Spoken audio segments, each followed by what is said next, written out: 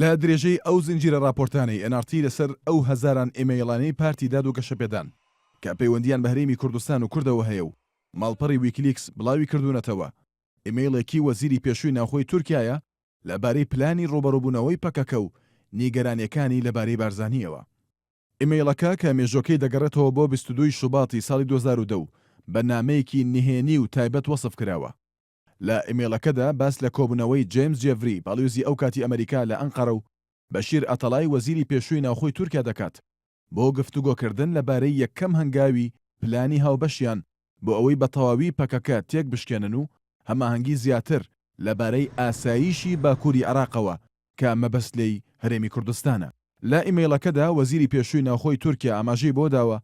بارزانی وا دەرناکەوێت هەوڵ بدات لە باکووری عێراق پەکەکە لەناو ببات و لە ئێستادا پشتیوانیەکی گەورەی ئەو پەنابەرانەیە کە لە کامپی مەخموور دەمێننەوە کە پشتیوانی گەورەی پەکەکەن. هاوکات وەزیری پێشووی ناوخۆی تورکیا نیگەرانی خۆی خستۆتە ڕوو لەبارەی ئەوەی کە ئەندامانی پەکەکە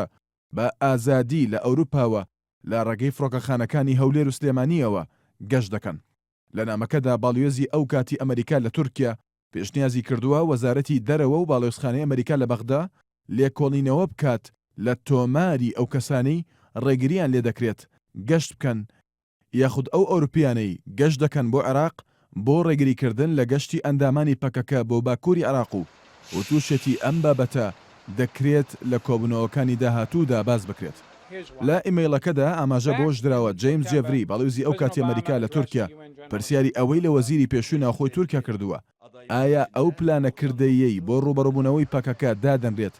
سیستمێک ڕێک دەخات بۆ ڕێگریکردن لە گەشتی ئاسمانی ئەندامە ناسراوەکانی پەکەکە بۆ تورکیا یاخود لە عێراقەوە ئەگەر ئەو کەسانە ڤیزایەکی ڕاستەقینیان نەبوو یاخود لە تۆماری ئەواندا بوون کە ڕێگەیان نادرێت گەشت بکەن. لە وەڵامدا بەشیر ئەتەڵای ڕایگەاندووە ئەو بابەتە بە سەرنجەوە تەماشا دەکات. لە ئیمەیڵەکەدا هاتووشە بەشیر ئەتەڵای سوپاسی باڵیۆزی ئەمریکای کرد لە بەرامبەر ئەوەی کە ئەمریکا بە زوویی وەڵامی داخوازی پلانێکی کردەییان کردووە بۆ تێکشکاندنی پەکەکە بۆ هەماهەنگی جددیان لەبارەی ئاڵۆگۆری زانیاری هەواڵگری و بەکارهێنانی فڕۆکەی بێفڕۆکەوان کە لە پێشوودا لە میانی سەردانێکی ژنەڕاڵ ڕایمۆرد ئۆدێرنۆ فەرماندەی سوپای ئەمریکا گفتوگۆی لەبارەوە کراوە. وەزیری پێشووی ناوخۆی تورکیا هیواخواز بووە هەڵبژاردنەکانی ئاداری 2010 لە عێراق هۆکارێک بێت بۆ بەهێزبوونی سیستمی فدراڵی لە عێراقدا